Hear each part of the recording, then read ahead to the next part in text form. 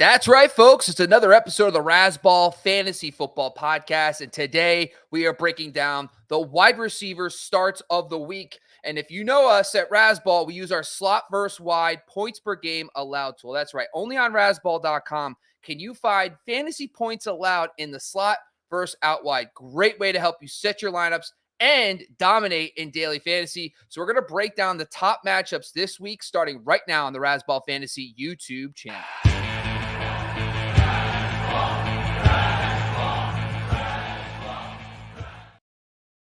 And that's right, folks. He's here. Honestly, Americanized, by the way. Just listen to all the latest tunes in America. Gotta love that. Our favorite Australian, Ben Wasley. Go follow him at Fantasy First Down. What's going on, Ben? Yeah, just woke up, spent all night with your biggest and brightest stars, Jason Derulo, Flow Rider, Boyz II Men, a little bit of Kelly Rowland in there, a couple of others. They all made the trip down under, and I don't think you can have them back. I think we're keeping them. They're just staying here. They're here for good now. I didn't even know they were up for sale. So this is news to me. I'm glad. You know what? But Ben, this is what we appreciate about you. We gave you the responsibility of being our favorite Australian, and you've taken that responsibility and said, you know what, guys, I'm going to become more Americanized too. And so this is what I'm talking about, the synchronicity here. Yeah. Heading into week 11, I only have good vibes going into this show, folks. All right. It's going to be fantastic. All right. So today we're going to talk a little bit about our favorite matchups. And of course, I broke down the open. We use our slot versus wide points per game allowed tool on Razzball.com to kind of identify some of the best matchups heading into week 11. This is a wide receiver focused show. We broke down some starts earlier in the week for running backs and stuff like that. And of course, if you have start sit questions, you could jump on our Sunday live start sit show for 2 hours on the Razzball Fantasy YouTube channel, where we answer your questions live up until kickoff. So you could always jump on there if you have any additional questions about starts and sits. So let's get into some of the notable starts this week. Keeping it positive as always first. Here are some of the main guys that stood out to us using our slot versus wide tool and who have really good matchups in the slot and out wide based on where they line up positionally. We have DeAndre Hopkins against the Buccaneers, Deebo Samuel against the DeAndre Hopkins against the Jaguars. Then we have, that's a typo. That's a typo. On me, folks. That's on me from last week. That's right off the bat. Right off the bat, we have a typo. That's okay. It's DeAndre Hopkins against the Jaguars, Deebo Samuel against the Buccaneers. Then we have Rashee Rice against the Eagles, Tyler Lockett against the Rams. And then we have the Commanders wide receivers against my Giants. So we're excited for that matchup as well. Let's get into the first one here, Ben. We got D-Hop. By the way, last week, D-Hop flopped for me. So based on law of averages, he's going to have a good week this week. Talk to us about why you're excited for D-Hop against the Jacksonville Jaguars. Yeah, D-Hop was one we kind of liked last week. And I mean, he did flop, but he did get 9 targets, and a lot of them were deep down the field. So he easily could have had a big game if things had gone right with him. I think we're seeing with Will Levis, he's a real risky option either way. He's going to have a lot of opportunities for big plays, but sometimes it's going to happen, sometimes it's not. Jacksonville gives away the most points out wide and the least points to the slot. And really the only other options that the Titans have are to the slot. They've been using Kyle Phillips a lot. He's going to be shut down a lot more this week. So Hopkins, primarily an out wide receiver, could be a good matchup for him. He's very risky, very high ADOT, low catch rate, 26 targets with Will Levis, only 11 receptions, but some big receptions, 3 touchdowns in that first game. The Jaguars do give away a lot of points before the catch and after the catch, actually. They just give away a lot of points. So realistically, this could be a big game. We just don't know exactly which way it's going to go because there's that risk, because he's a little bit boom bust. He's more of a low-end wide receiver too for me, but I really like the upside. If you're chasing points, he's a good idea. Plus, if you're thinking DFS, he's the kind of guy that could have a massive game or do absolutely nothing. And in DFS, that's the kind of player you want. Yeah, and he's got a nice price point on DFS for DraftKings. About, I think it's 6,100. It's not too bad.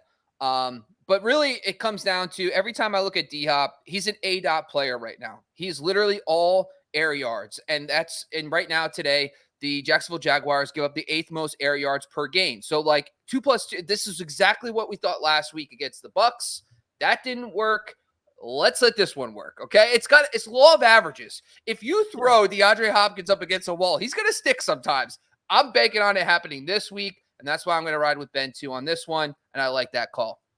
I'm going back to the well. Until Deebo Samuel is a top 24 wide receiver, I'm going to keep telling people that this dude is a top 24 wide receiver. So he had a rough start to the year. I get all that. But the team is healthy. The 49ers, by the way, the thing I love the most is that they lost 3 straight games. So they can't mess around anymore. They're not trying to, they got to go out and they got to punch every team in the mouth. And they did that last week against the Jags. And this week, I expect them to do the same at home with their entire team again against the Bucs. So just the matchup alone, the Tampa Bay Buccaneers allow the 5th most fantasy points out wide since week 5. That's key. The other thing that I love about the Bucs is that they allow the 2nd most yards after the catch per game. Deebo Samuel is 4th in yards after the catch per reception. I mean, he lines up out wide. He gets yak. This team loves to get up points out wide and give up yak. I mean, it's just too easy. The other thing I love, too, he lines up very similar to Tank Dell. And last time Tank Dell, 6 for 114 and 2 against the Bucs. And if you need something else, the Bucs run 75% of their snaps in zone, and he's better against zone this season. Just check across the board. Deebo Samuel, my DFS start of the week and my start of the week at the wide receiver position. What's your thoughts here, Ben? What do you think about Deebo? I mean, do you want the good news or the bad news? I guess that's the question, because I've got a little bit of both at the moment. Bad news first. Okay, well, the bad news is the last time Deebo Samuel ran more than 21 routes in a game, week 3. So that's 8 weeks without running more than 21 routes. Now, he was injured for some of that time, but you're not running routes when you're injured either. So realistically, we haven't seen Deebo Samuel get opportunities for a long time. We're seeing that in his production. Since week 3, he has a total of 8 targets. So realistically, they're not giving him those chances. Now, we talked about this last week, and we said it's going to be tough for him last week, because he's coming back from injury. And Deebo does struggle when he comes back from injury. He's never had more than 3 targets coming back from injury. Last week, he had 4. So that was in the area of where we expected. He got lucky with a touchdown, but he did struggle. The question is, can he turn it around? And this is where the good news comes in. Because the good news is this is a fantastic matchup for him. We know that he's going to get those opportunities. It's fantastic after the catch. I've got him as a high wide receiver too, because the Buccaneers are so good against the run. And we've seen that the 49ers are trying to establish the run as much as possible. But realistically, they're going to have to throw this week. So we're going to see a lot more Deebo. We're going to see a lot more Brandon Ayuk. They're both fantastic options. And they're going to have to focus it out wide, which is where Deebo is going to be busy with Ayuk. So I expect this to be a really interesting game. I think we're probably going to see one of the rare low-scoring Christian McCaffrey games and see Deebo be really busy here. Well, that's what I'm hoping. Don't you start throwing that bad juju. I got too much CMC for that right now. I didn't hear it. I didn't even hear it. We're moving on. Number 3, Rashee Rice against the Eagles. What's your thoughts here, Ben? I know you really like Rashee Rice this week. Look, it's an interesting one. We've been wanting for a long time for Rashee Rice to be getting involved in the offense. And last week, he finally went over 65% snaps, which is still really low. But it's enough in this offense where Patrick Mahomes really likes using him. So once he's starting to get those opportunities, we're starting to see him getting better. It's also interesting that his snap counts are going up when Justin Watson just returned, Richie James just returned, and they've just brought in Mecole Hardman, and he's still managing to get more snaps. That tells you where they see him in the offense. He's the clear wide receiver 1. The rest are all just fighting for scraps. Now, we expect this to be a shootout against Philly. I'm hoping it is anyway. I just love these two teams. I'm looking forward to a good matchup. 46.5-point line for the bookies isn't as high as I thought it would be, but it's still an opportunity for a lot of points for guys like Rice. Rice has 10 red zone targets in 10 weeks, which explains why he's getting a lot of touchdowns as well. Kelsey has 13, which you'd expect. No one else has more than 5 on the Chiefs. So you'd expect that he's going to be getting a lot of opportunities in the red zone and the green zone as well. Plus, the Eagles are really strong against running backs. They're best in the league against running backs. So we're not going to be seeing a lot of Pacheco and McKinnon, which can be a bit of an issue some weeks for Rice. So I think Rice is going to be very busy in this matchup. I think it's a great opportunity for him. What do you think? Andy Reid off the bye is like, it's like death taxes. Andy Reid off the bye is going to come dominate. Like, they are just so good with Andy Reid off the bye. Patrick Mahomes is good. They're prepared. They're ready to go. They're going to put up points. And I think you just brought up a great point in your analysis that this is a pass funnel defense. Since week 5, they have allowed the most fantasy points to the slot. It's an outrageous number, by the way. And that's where Rashee Rice does most of his damage. And the other thing is they're top 12 in yards after the catch per game allowed. And that's where Rashee Rice does his damage. So when you're thinking about the matchup, the type of player he is, and also the Eagles, for what it's worth, are going to put up points. I think another problem that I've noticed is that the Chiefs have played a lot of mediocre offenses over the last month, and they haven't had a lot of high-scoring games. I don't think that's going to happen with the Eagles this week. I know they played Miami, but they played overseas. Those games in Germany and New England always kind of have weird offensive games. So I actually think that this is going to be higher scoring. I just want as many Chiefs pass catchers as I can get into my lineups this week, so I am all in on Rashee Rice as well. Let's jump down to the next one. It's Tyler Lockett against the Rams. Now, Lockett is dealing with an injury. Pete Carroll came out today saying he's day-to-day. That is definitely something to monitor. If he's ruled out, I obviously like pivoting to DK Metcalf, and I actually absolutely love Jake Bobo as a DFS start throw. He's going to be dirt cheap. This guy is – I heard an interesting nugget about Jake Bobo from, Peter King. Peter King did a video, and he said they told him 32 teams. Tell us like 4 or 5 things you learned about 32 teams. In that segment, he brought up Jake Bobo. Like, really? Jake Bobo is what you want to talk about? Like, this is preseason. So I actually drafted him in my Dynasty League. So I'm like, all right, well, we'll see what happens. Sure enough, as soon as he starts getting playing time, this guy lights it up. So I know this is not a Jake Bobo segment, but if ruled out, give me all the Jake Bobo in my DFS lineups this week. That's my shot. But here's why I like Lockett, and I'm okay with Metcalf too. But the Rams have kind of began to struggle a little bit more and more against the pass. They started the year pretty good. They actually shut down the Seattle offense early on in the season. I get that. But I think things are starting to trend the other direction. I think Seattle's offense is starting to find a groove a little bit. They look good against the Commanders last week. I think that the Rams' lack of talent is starting to get exposed a little more. So I like that as well. Now, if you look at the defense for the Rams, they lean air yards. So they do allow a little more air yards than they do after the catch. And Lockett's 38th in the NFL in ADOT. So that's where he kind of does his damage too. Same thing with DK. I'm not saying that DK is a bad play, but why I like it more is because of where he lines up on the field. They use Lockett inside and out. He's not primary like DK's primary one side, mostly on the outside. And they lines up similar to guys like A.J. Brown and Deebo Samuel, who had very big games against the Rams. So I like that from that standpoint. They also run heavy zone. The Rams run a ton of zone, and that's where Lockett really does his best work right now this season is against zone. So I just think it all adds up to a very strong performance from Lockett this week. Thoughts about Lockett and the Seattle's pass catchers against the Rams? Yeah, I think this could be a sneaky high-scoring game. I think both offenses actually look pretty good. It's hard to know exactly what to expect from these defenses. We've seen them be good some weeks and struggle some weeks. The Rams certainly are starting to trend downwards in that way, and that's really good for guys like Lockett, who's heading in the right direction. He's got 27 targets in his last 3 games. He's got over 200 yards in the last 3 games combined. He's got a couple of touchdowns finally in the last 3 games. So he's starting to see things happening. And those last 3 games included the Browns and Ravens, who've been really good at shutting down opposition receivers. So the fact that he's managing to perform in bad matchups is a good opportunity, given this is a better matchup than it was. I like him. I think he's a low wide receiver too. Would I play him in DFS? Well, probably not. The fact that he's not necessarily healthy is scary. The fact that there's so many different other players who could be involved here. I think they'll probably spread it out between Metcalf, Lockett, and a little bit of Smith-Njigba. So for that reason, he's a good start for me in fantasy, but in DFS, I'm probably avoiding him. On the other hand, love the Jake Bobo call. If Lockett's out, give me the Bobo. I like that. All right, we're gonna. That's Razzball. We're coining that phrase. Give me the Bobo. That's Give what I me like the to hear. Bobo.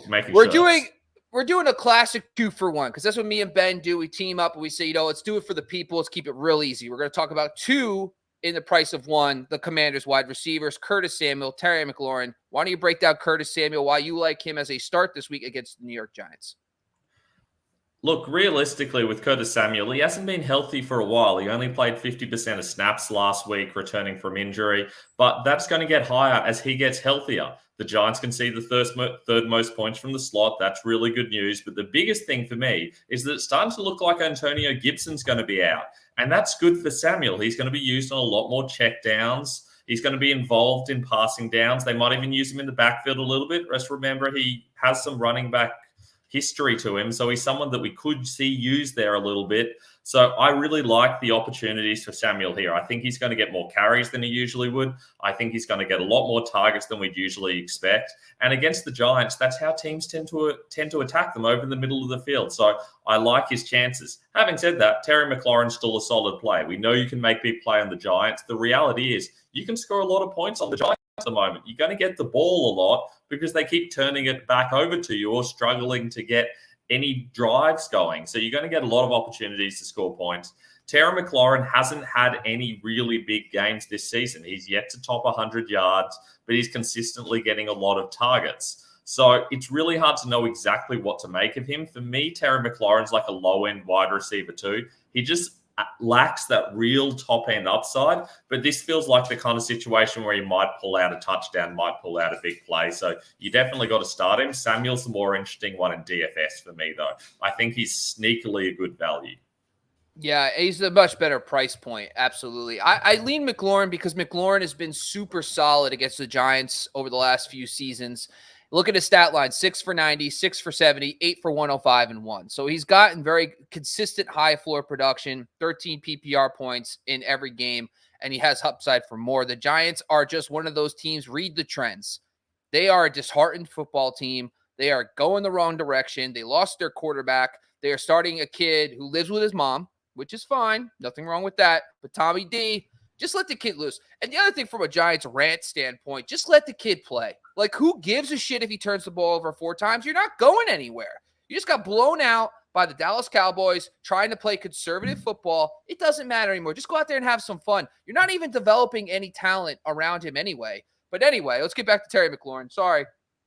I always get into it with the Giants thing. I can't with that stuff. But anyway, so the Giants are now up to 6 most fantasy points out wide allowed. His history plus Adoree Jackson, the top outside cornerback, and also their other outside cornerback, Banks, is banged up. So they're dealing with injuries in the secondary. They're a reeling football team. Go get these guys in your starting lineup. Before we jump down to our sits, we do have some notable some questions from the viewers. Bill Dino. Bill, always a pleasure to have you back on, man. You got the wide receiver right. He's back because we got it right, folks. Let's try to make it 2 for 2 or whatever streak we're on right now, Ben. Here's what he's got. A.J. Brown, auto start. But the wide receiver 2 spot is up for grabs. He's got 2 out of 3. DK Metcalf, DJ Moore, Tank Dell. All 3 really good starts. What's your thoughts here, Ben? I'm going Tank Dell. I really like Tank Dell this week. He's clearly on a bit of a roll. He's got such massive upside. Against Arizona, it's possible they just run a lot, but they ran a lot last week. They gave 30 carries to Devin Singletary, and Tank Dell still managed to get 16 fantasy points, and that's only in half PPR. So there's a lot of upside here. There's a lot of touchdown upside here. He's had 25 targets in the last 2 weeks. I'm starting Tank Dell. 2. Start 2. Oh, and AJ Brown. Oh, well, AJ Brown's in. Go with AJ Brown. I can't even read. That's all right. That's not a requirement at Razzball, so it's totally fine. DK Metcalf is the other one for me. We talked about the Rams matchup. Really like DK in that matchup. I actually, with Justin Fields back, I'm going with DJ Moore. I'm going back to him. That connection. The other thing with the Lions at home, you know they're going to put up points, man. You know they're going to be ready to play. They're at home. They're in a dome. Justin Fields is back. I'm going to go back to DJ Moore as an auto start there. And then I'm going to go Tank Dell. Nico Collins is dealing with his injury. Noah Brown is probably doubtful, even though he's questionable right now. And Robert Woods is still kind of coming back. So I just think from necessity and health, Tank Dell is probably going to get you. And he's got Arizona. So that's a premier matchup. So I'm going to go Tank and DJ. So it's going to be up to you, Ben. Who do you trust? Me with DJ Moore or Ben with DK? I like both. I don't think you're going to go wrong. I don't think you're going to lose either way. All right, Lynn Dorfins is in. What's up, buddy? How you doing? Lost both Joe Burrow and Mark Andrews. Have been hurting at running back all season. I have Tyreek Hill and A.J. Brown, but feels like I need to sell one to replenish elsewhere. Now, I do agree. This is a smart way to go about it. Who would you rather sell or hold in half PPR? So, rest of season, half PPR, Ben. Which one of these guys are you putting on the trade block? I typically, when I'm in this sort of situation, try to avoid selling because I feel like I'm rarely going to get the value. Having said that, if you've got a lot of spaces where you're starting absolute scrubs, it does make sense to be trying to get a little bit more quality across your lineup so that you got a little bit more upside. For that reason, I'd probably trade away AJ Brown. It feels like if your roster's struggling, you're going to want the guy with the most upside on your team, and Tyreek does have the most week-to-week upside. I know AJ Brown had a really good run of games, but we know that Tyreek's capable of having a 200-yard, 2-touchdown game just any given week, despite the matchup. And for that reason, I'd try to let go of Brown and try to sell him before he gets into a bit of a rut. He's had a lot of good games in a row, so if I was going to sell someone, I'd sell him, knowing that he's probably only going to lose value from here. Yeah. I mean, Tyreek Hill is absolutely matchup proof. I get that.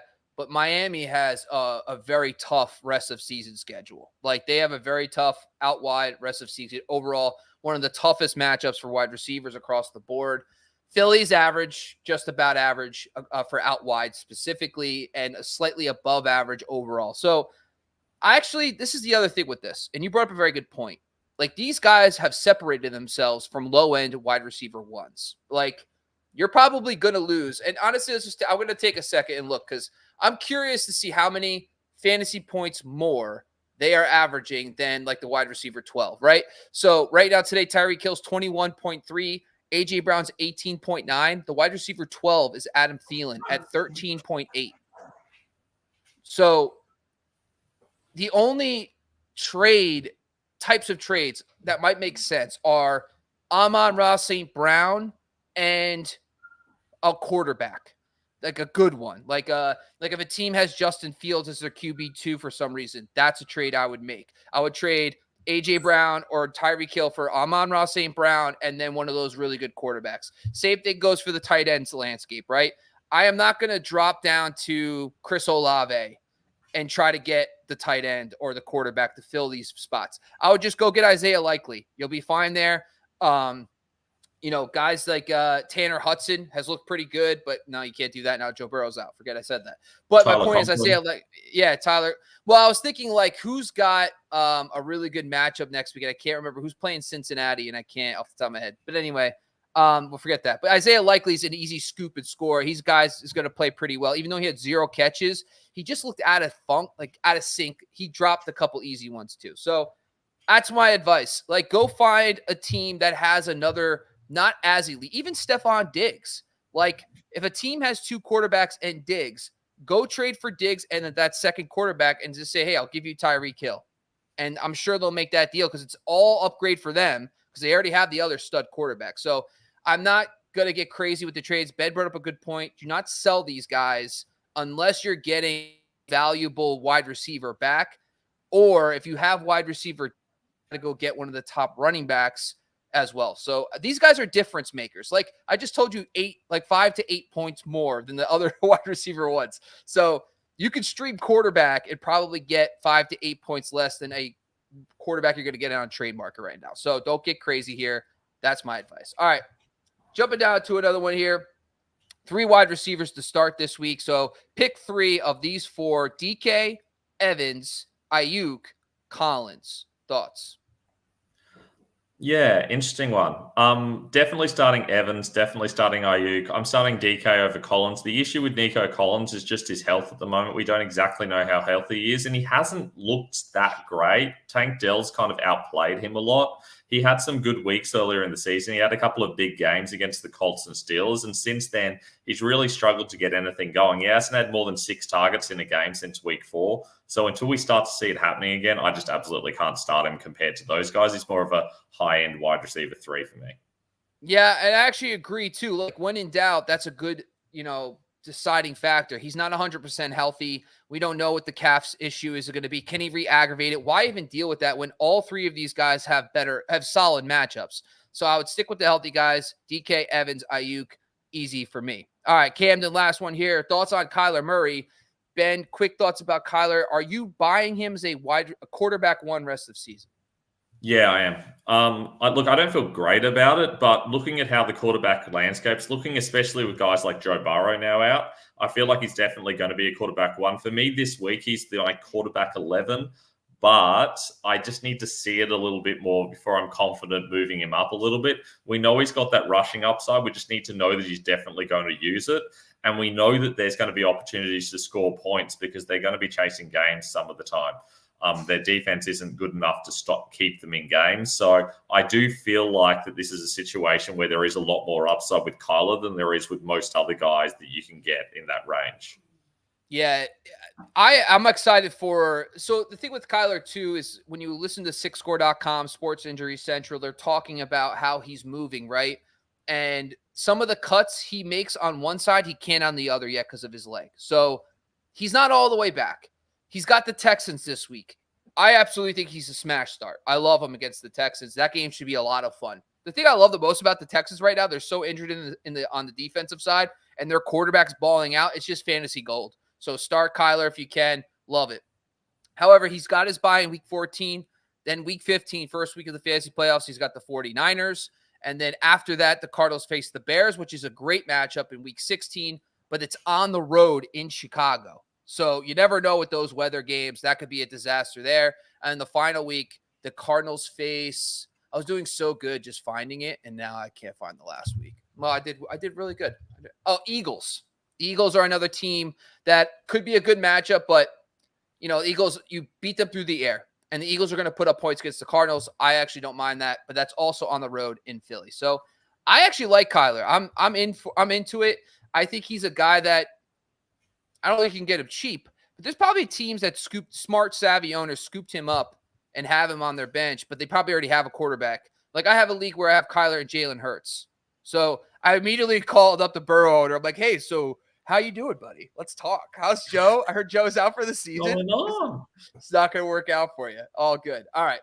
Let's get into some of the sits here before we dive into some more questions afterwards here, folks. All right. We got Jordan Addison versus the Broncos, and then we also have Jakobi Meyers against the Dolphins. Let's dive into Jordan Addison here first. What's your thoughts here, Ben? Why is Jordan Addison a sit for you this week?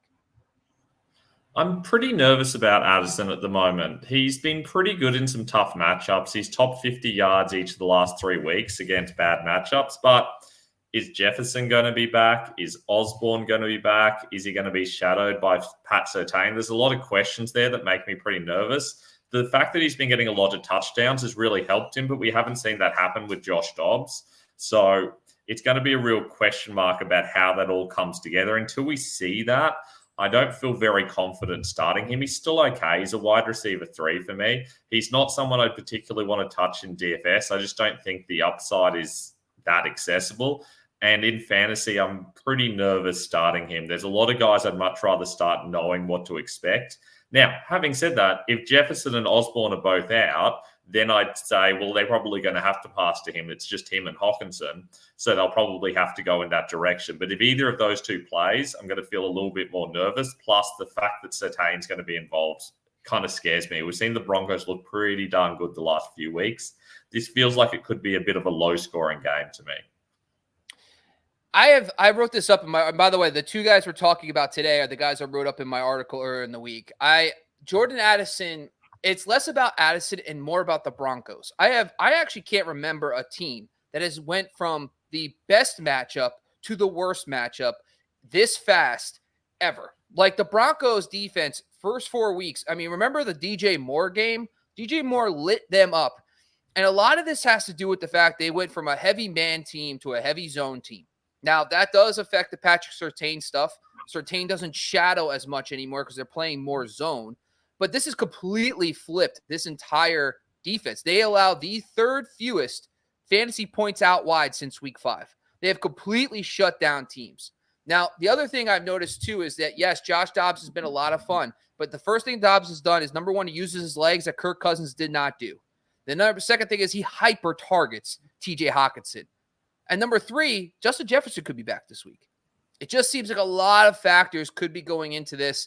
I just think that he is, and by the way, back-to-back weeks with Josh Dobbs, he's fallen outside the top 24 both weeks. So yes, he's still a wide receiver 3. Fine. He'll be fine if you need the spot start him. But I think that's all he is this week, is a wide receiver 3 this week. All right. Number 2 on this list is Jakobi Meyers against the Dolphins. So I got to issue an apology formally. to Davante Adams. Davante, I am sorry. I called you a sell, and I was too early on it. Aiden O'Connell called me personally on my phone and said, he's like, hey, Bob, Davante's my guy. I'm going to target him 14,000 times. Okay? That means Jakobi Meyers was the guy I should have faded. And I am going back to the Raiders and saying, hey, it's Jakobi Meyers is the guy that we had a good run. The first half of the season, he was a strong borderline. By the way, he had wide receiver 1 weeks. This guy was awesome. But the Raiders offense played the Jets, and then they played the Giants, okay? Now, I know the Jets defense is good, but the Giants defense is kind of spiraling. But the one thing that's key with those teams is they have bad offenses, right? So everything kind of worked out for the Raiders. They played these, gross, low-scoring games, and Aiden O'Connell was going to throw for 200 yards. That's what he does. It's fine. But for fantasy purposes, not great for us.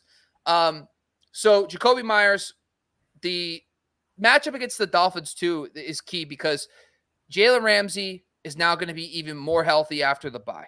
Then you have Xavier Howard on the outside. They are starting to have the defense they thought they would have going into the season, where they have probably the best quarterback tandem in football. So that's going to help them shut down wide receiver 2s, essentially. I think Davante Adams is going to be not only hyper-targeted, but he's got that elite talent to kind of beat those matchups from time to time. I just think Jakobi Meyers will fall way behind in the target count. I also think that the Miami Dolphins are coming off their bye, are going to punch the Raiders in the mouth. Like, hey, it was cute, Antonio Pierce, but this is what real football looks like. So I'm out on Jakobi Meyers as a top 24 wide receiver this week, and I'm trying to fade him where I can in this matchup. But what's your thoughts here, Ben? Do you think there's still hope for Jakobi Meyers, and are you starting him this week? Look, you said you're out on Jakobi Meyers as a top 24 wide receiver. I'm out on him as a top 36 wide receiver. I don't want Jakobi Meyers anywhere. I do not like this matchup. I do not like this situation. Antonio Pierce has been really clear in saying they need to get Davante Adams the ball. There's been no indication to suggest that Myers is going to be even slightly involved. Aiden O'Connell's hardly targeted him. He has 5 receptions in the last 3 weeks. Until we see it, we can't start him. There's a lot of situations like this where wide receivers just fade and all of a sudden they stop getting targets. Sometimes they get back, but until it happens, you can't start that player. I'm not saying drop Jakobi Meyers. There's clearly upside. Like Bobby said, he's had a lot of good weeks this season. He's had plenty of situations where he's been a wide receiver 1. He's gotten a lot of touchdowns. He's got 6 touchdowns on the season. He's had 5 finishes inside the top 15, but that hasn't happened recently, and until we see it start happening again, there's no point in starting him. We just don't know what we're going to get. So don't start Jakobi Meyers unless you're absolutely desperate, but also don't drop him because we know the upside is there depending on what happens. This isn't the week for him, though. Yeah, the other thing, too, is with Aiden O'Connell, in 4 starts with Aiden O'Connell, he's averaged 3.3 receptions, 35.5 yards, and only 1 touchdown in those 4 games. Not going to get it done for fantasy football. The proof is in the numbers, folks, sometimes. All right, we got a couple more questions before we close out here today.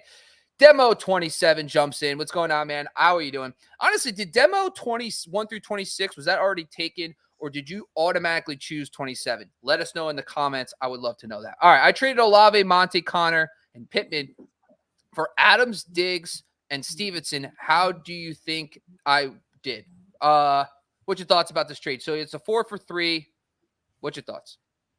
I think Adams is an upgrade over Olave. I think that Diggs is a big upgrade over Pittman. I think Stevenson is probably the guy you're going to start over Monty and Connor at this point in the season, though it's close with Monty. So for that reason, I think it's a big win. Yeah, I think this is where the key comes right now. This is a little more information for you, Ben. Starters are now Allen, CMC, Gibbs. So he had the 2 stud running backs already. So that's why you could get rid of Monty and Connor. Diggs, Adams, Laporta, and Stevenson in the flex. That's a winning team, realistically. I'm starting Deebo over Stevenson myself, but most weeks. Yeah, anyway, yeah. Deebo's in. I agree. Well, Stevenson's on a bye anyway, so I think that's what he meant. Deebo's probably in most weeks too. I'm kind of indifferent to it. Monty's been awesome. Like Monty's been an absolute league winner. Even he's the primary ball carrier. I know Gibbs is going to be heavily involved, but you think about the Lions offense. They have Amon-Ra St. Brown and Laporta. And Laporta's kind of taken a little bit of a backseat over the last four or so weeks. And they feature their running backs. It's starting to turn into what we thought it would turn into with the Saints. Remember Alvin Kamara and Mark Ingram? That's what they're doing here. So I honestly wouldn't mind getting Monty. I actually think I understand. I would have done a smaller trade. I think I would have tried to hold on to either. I think Connor's going to be awesome down the stretch too. I would have loved to have him as a flex. I think you did good in the sense that you now have Diggs and Adams because you already have the 2 stud running backs. But I think you gave up a lot. I think you gave up a lot to get this done. But based on the roster, I'm going to give it a B-. I like it, Demo. Good job. I'm giving it an A+. I really like it. I think it's a big win. Wow. Yeah, I don't say that often. That's really rare for me. I think it's a great trade. Ben, I believe you're a teacher in real life, right? Yeah.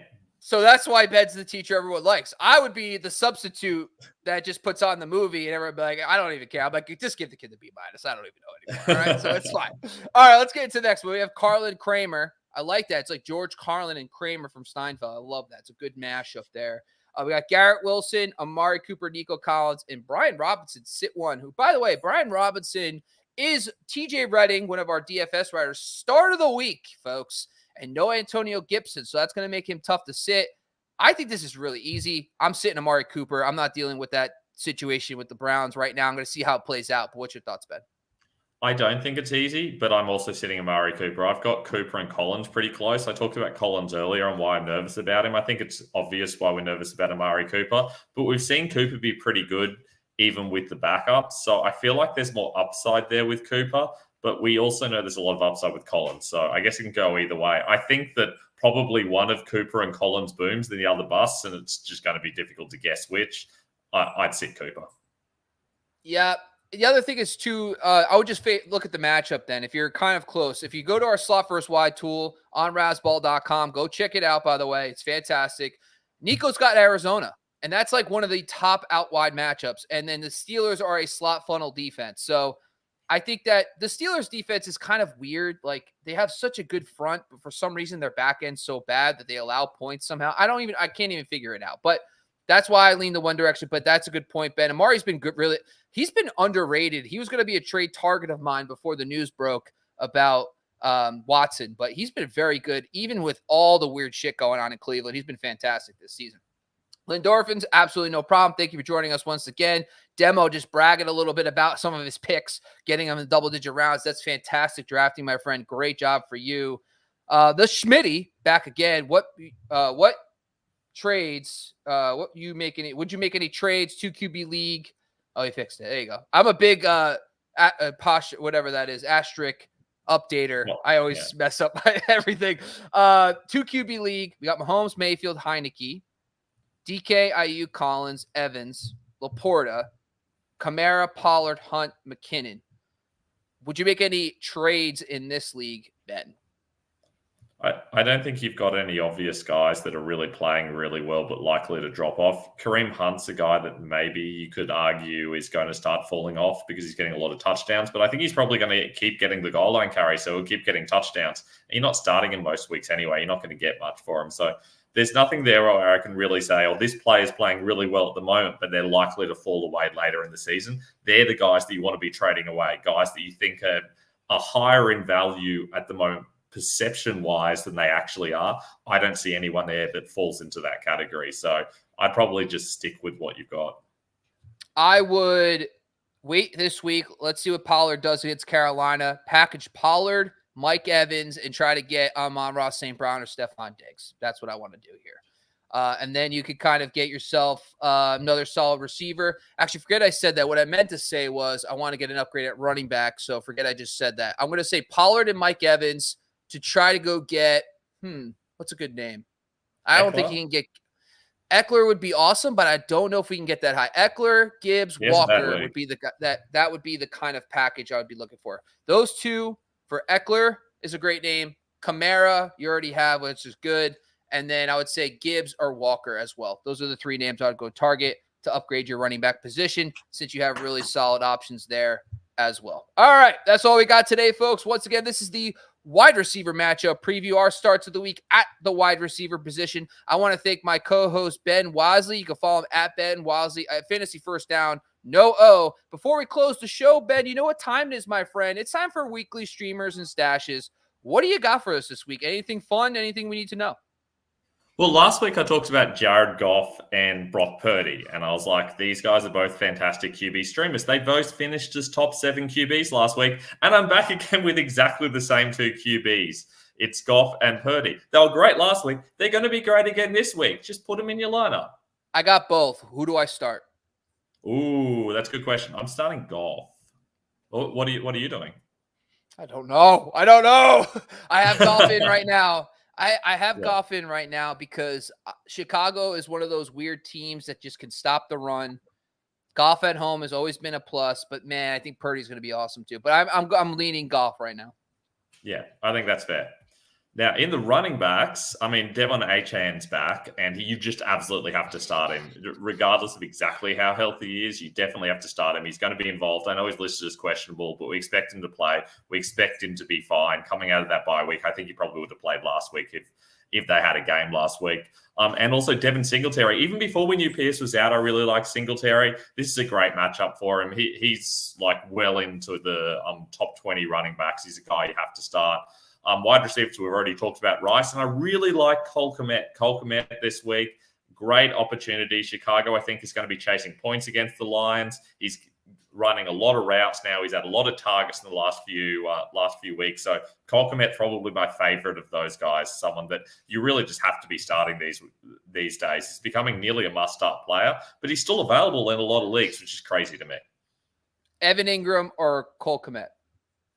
Look, I'm probably going Kmet for the upside. If you're in a PPR league, though, it's probably closer to Ingram. He does get a lot of targets, but I'm probably going Kmet. We just got to see what happens with Fields back. It's the only You're shaking up my world today, Ben. You're shaking up my world. Obviously, you're hitting home with these calls. That's what I love every second of that, buddy. I like it. Ben, thank you for joining us once again, man. It's a lot of fun always doing these shows every Friday. Make sure you subscribe to the Razzball Fantasy YouTube channel. Jump over to football.razzball.com to get all our great content from all our great writers. Make sure you also follow us on Twitter and IG, and also follow us on Instagram. We're everywhere, folks, at Razzball Fantasy. Thank you for joining us once again. Go follow me at Bobby LaMarco. We are Addison. Peace.